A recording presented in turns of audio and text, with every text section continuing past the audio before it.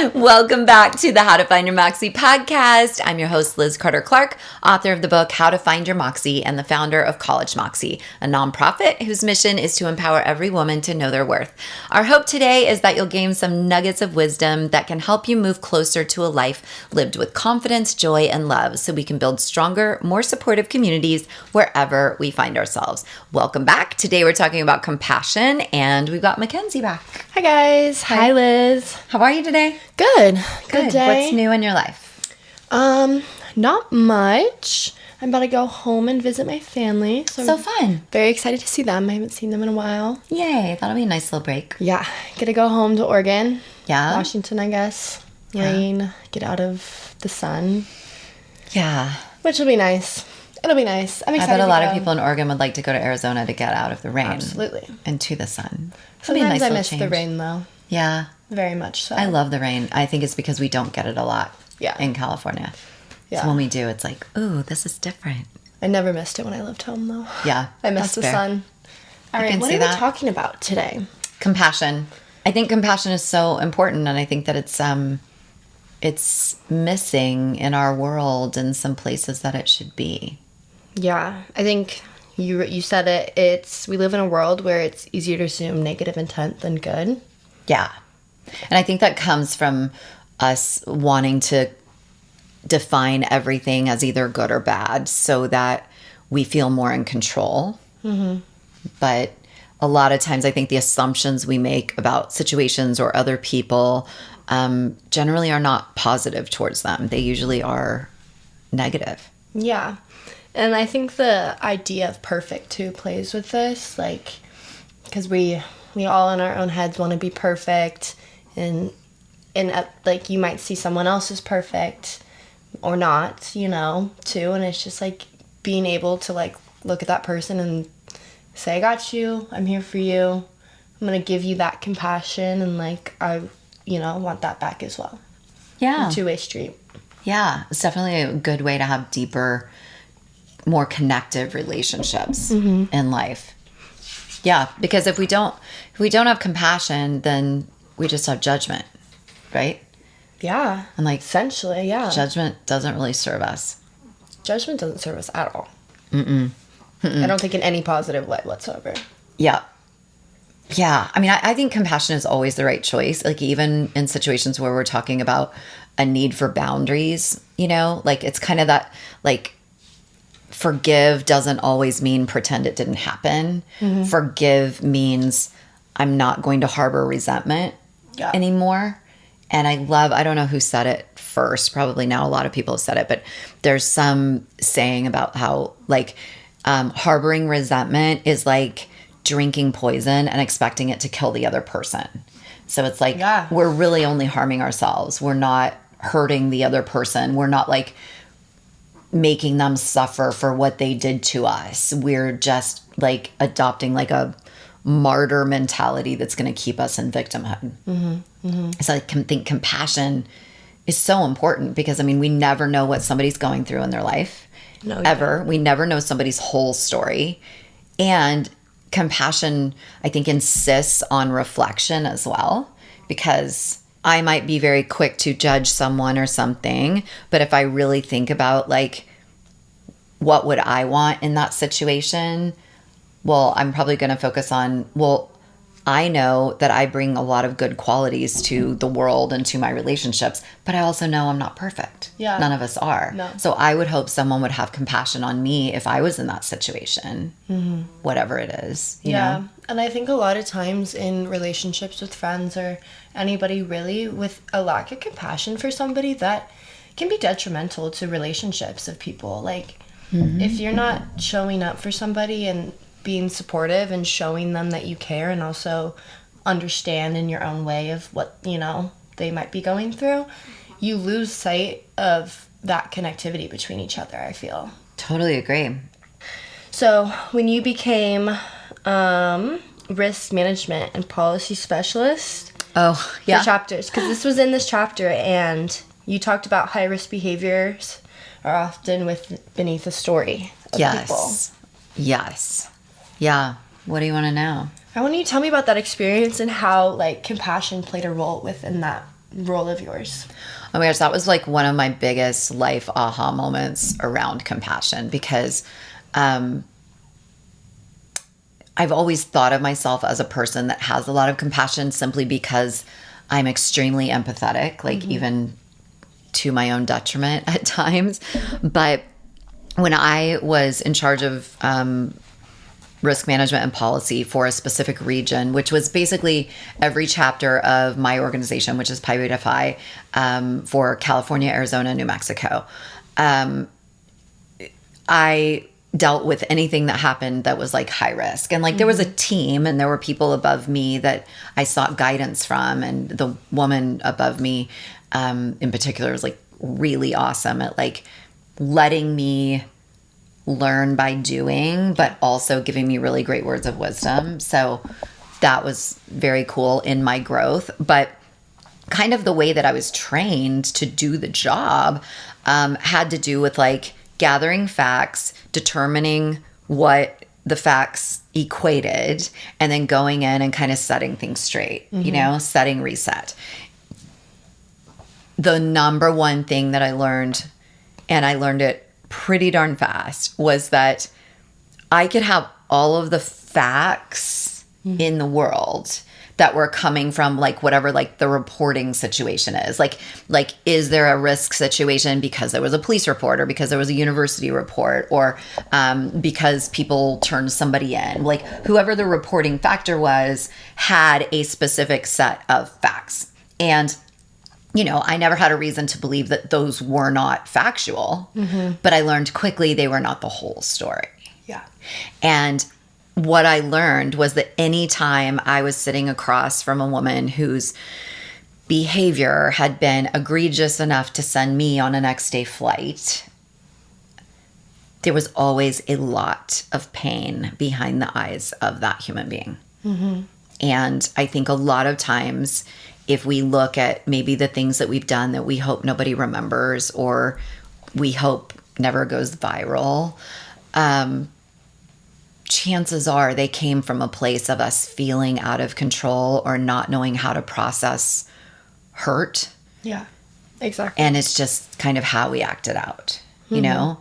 And that job really taught me that compassion is so important, because at the end of the day, like, so my job was to go like fix stuff. Yeah. But my heart's purpose and why I took the job was to let people know they matter.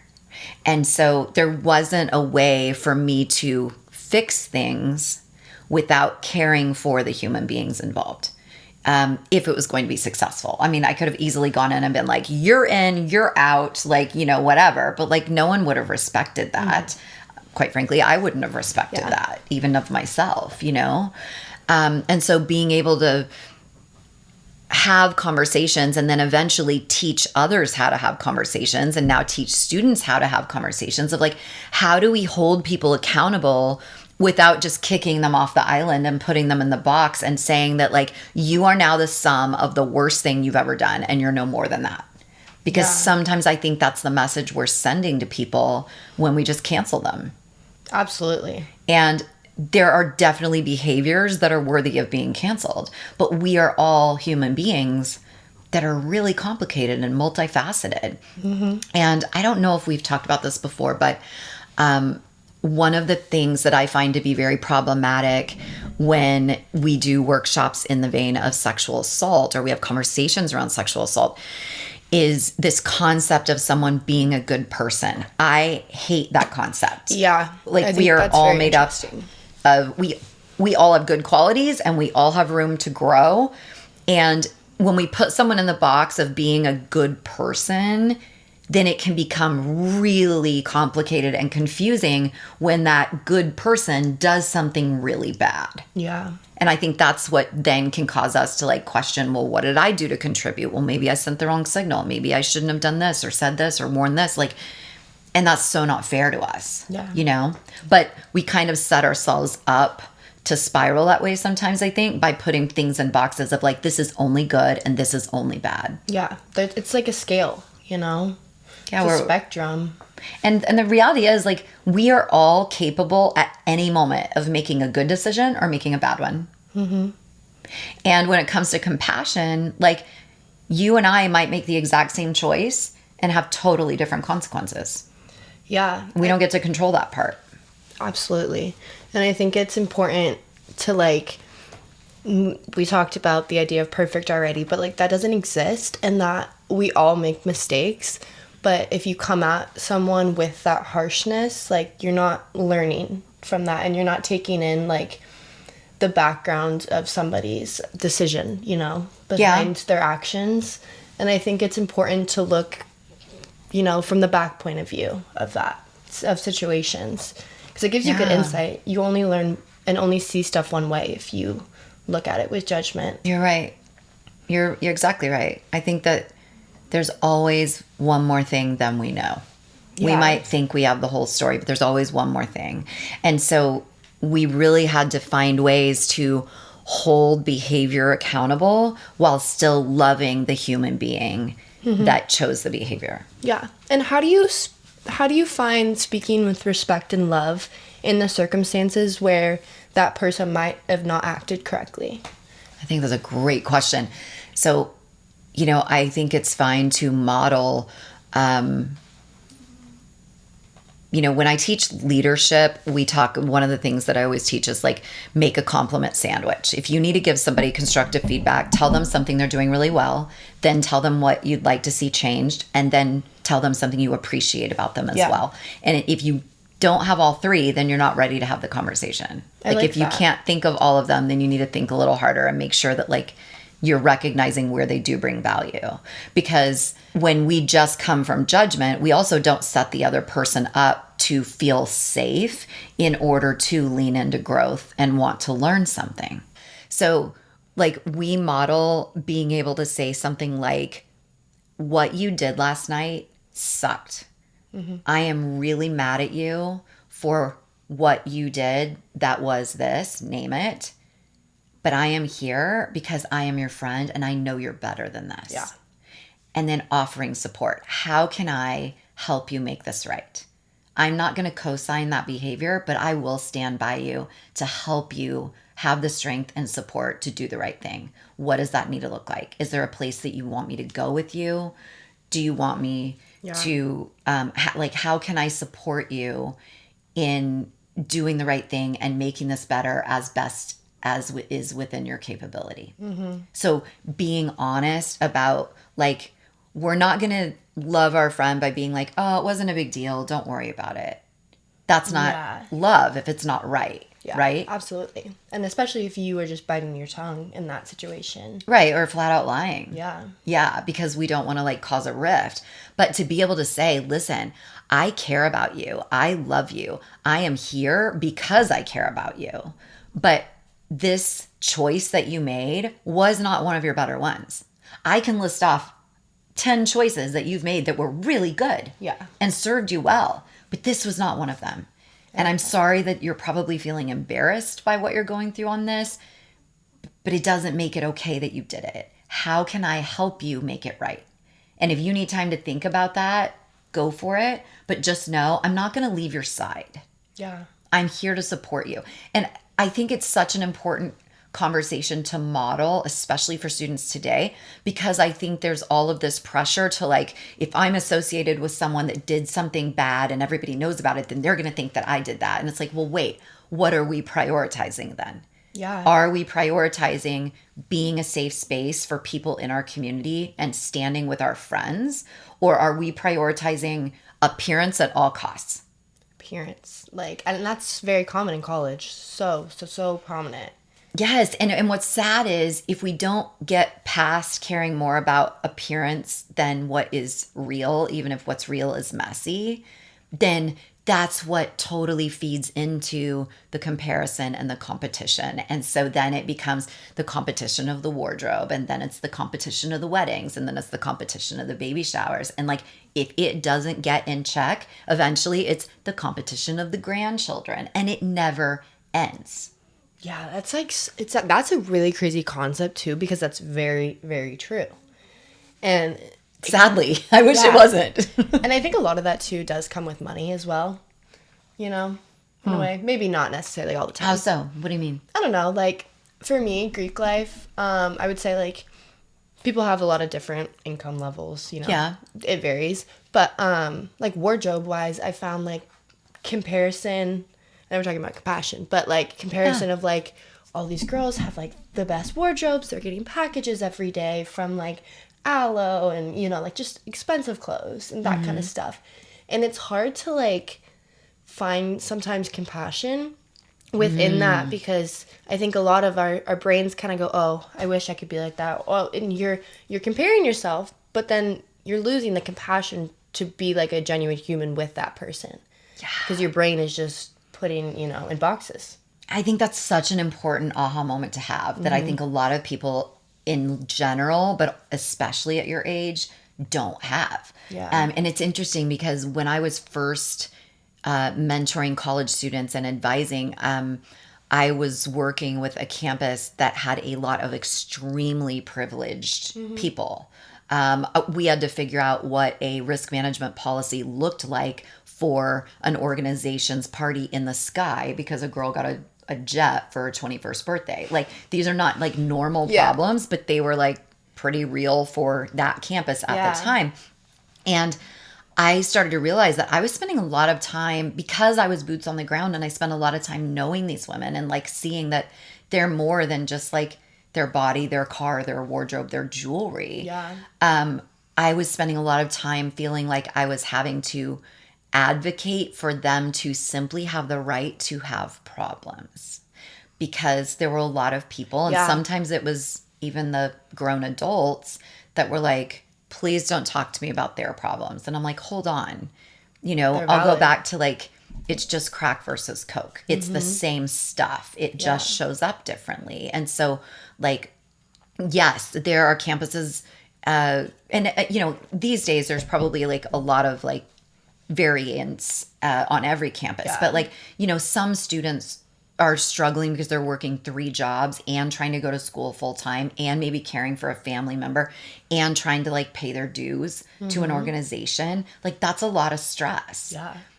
I'm not saying this is the same, but don't mistakenly think that a girl who has no financial issues, doesn't even know how much her dues cost, but has had plastic surgery that she didn't want, but her mom thought she needed it, doesn't mess with somebody. And everyone's problems are different too. And, you know, when we don't know, you don't know. Exactly. And at the end of the day, we all just want to feel like we're enough and that we matter. And so some people are like working to achieve that, and some are like working to prove that they are, you know? But I have a lot of compassion for the people whose lives appear to be perfect, just because I have known and know so many of them who, like, a lot of the world would say they don't have a right to have problems. And it's like, well, they don't have the same problems that a lot of people have, but don't think they don't have problems. I mean, even now, I would say some of our wealthiest friends, you would be surprised at how many family members they are supporting. And that is stressful. And sometimes that feels like it comes with strings. And sometimes it feels like it comes with a slap in the face because someone didn't appreciate, or someone didn't think that that actually took sacrifice to help them. Because from that other point of view, it's like, oh, they can afford it. Why does it matter? Yeah. But like, there's always more to the story. And sometimes there's like a lot of heartache and a lot of hurt that people don't necessarily feel like they have the right to express because they don't believe it will be met with compassion. Yeah.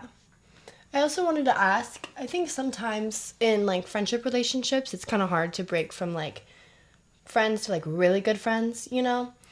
And I think sometimes it can kind of be hard to like be vulnerable and show compassion for that kind of thing. And what are your recommendations of how to get to like a deeper level with people and be able to like show that you really care in that way? I don't know. In college, I've just noticed it's kind of hard to like break that barrier sometimes. Yeah. I mean, I think if it were me talking to me back in college and like we had social media and things, like I think a great thing that you can do is when you do see somebody get called out because they didn't make a good decision, or maybe they made the same decision most everybody else is making, but they got embarrassed by it differently. Because I think a lot of times that's what happens too.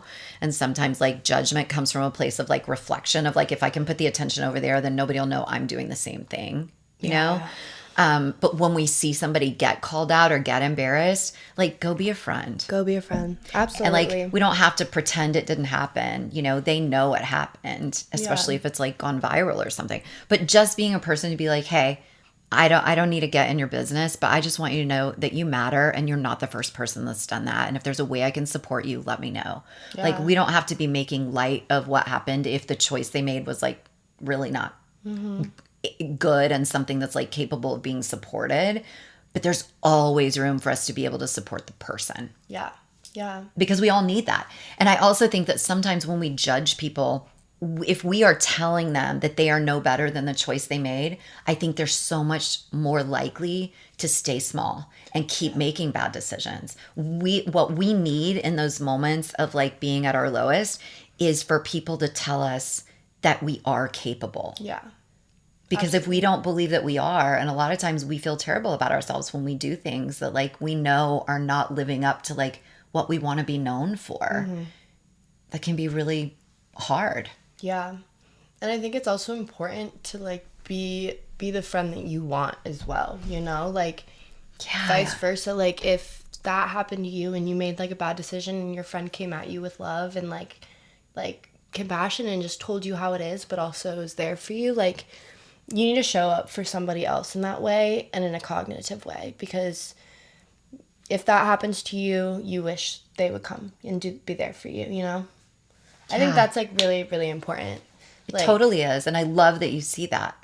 I mean, like, I feel like anybody that gets to be close to you is like really lucky. Thanks. Yeah. Yeah. I know. I mean that. I mean, you're a very kind, insightful, compassionate person. Thank you. And I also feel like you're willing to be honest. You know? I am. I'm very brutally honest sometimes. Well, sometimes just wrap it in a little compliment sandwich. In a compliment sandwich. That's my takeaway of everything. But I wanted to talk. We all work in progress, and when one of us is told we are beyond repair, growth, or hope, a very sad thing takes place. We start to believe it. Yeah. And we were just talking about that a second ago. And I think that's so, so true. You just get broken down if you're not supported when you mess up. Yeah. And if we're living in a society at a time in life where community is already very fractured, then to take away the limited community or mediocre community that we have, I mean, I really think that's a huge contributor to mental health problems on college campuses and like just the growing mental health crisis. I think it's because we are lacking compassionate, loving community. Yeah. We've lost it. 100%. And I think that the principle of compassion has kind of been hijacked too, to where there's also like a group of angry people that are really comfortable being angry. And they have decided that compassion now means compassion for people who are like me. Yeah. Not necessarily compassion for people who think differently than me or look differently than me or live differently than me. I think that especially, yeah. But we call it compassion. I agree. But it's not actually inclusive. No, the word inclusivity I think is really important within what we're talking about too. Like, not even like your best friend when they mess up, like anyone, you know, and like people in differing circles than your own, which I think is important. Yeah.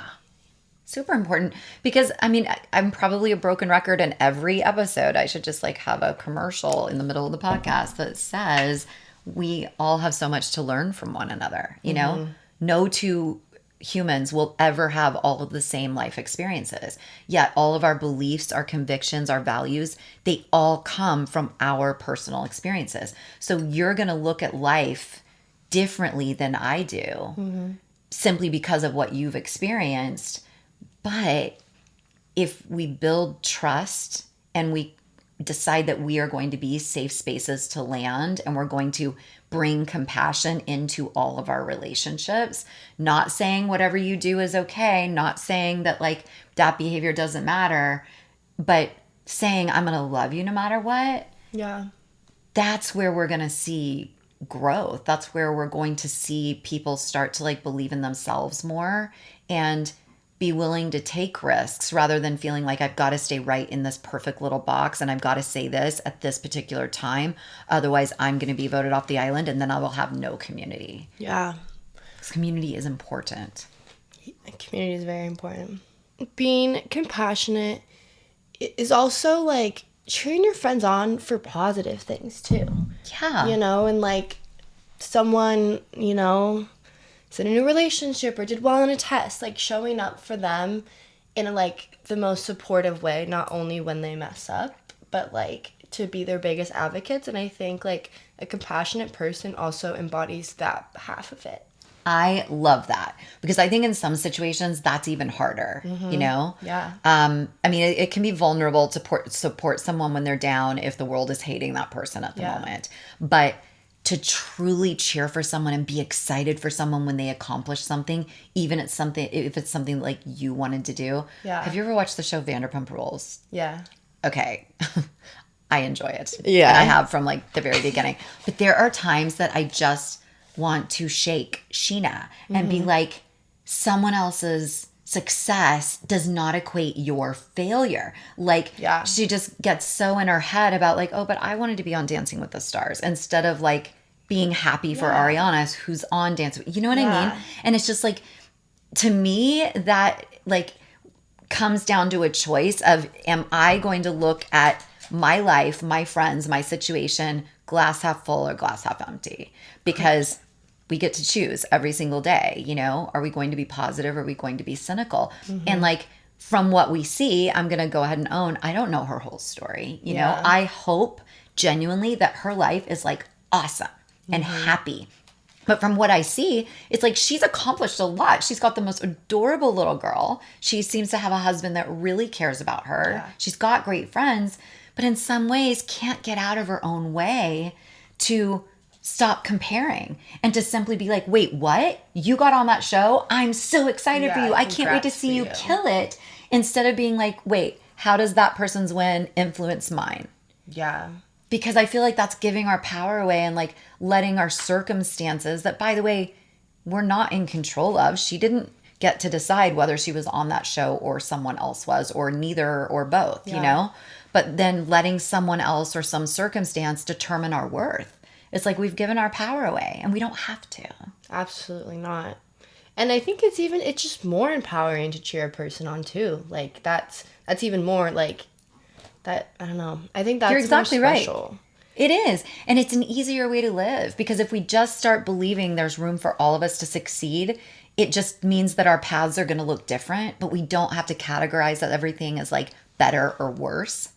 Yeah. Then like it's freeing. I mean, just imagine the amount of like calculating and manipulation that we no longer have to do if we just simply decide to be happy for people. And if somebody's not happy, how can we support them? Yeah, exactly. It doesn't have to be about me. Yeah. But it's because I already know I'm good. Yeah, you're all worked out and good with yourself. Yeah, I think you bring up good points there. Like, a strong person will encourage another person. A weak person will take a person down, you know? Like, yeah.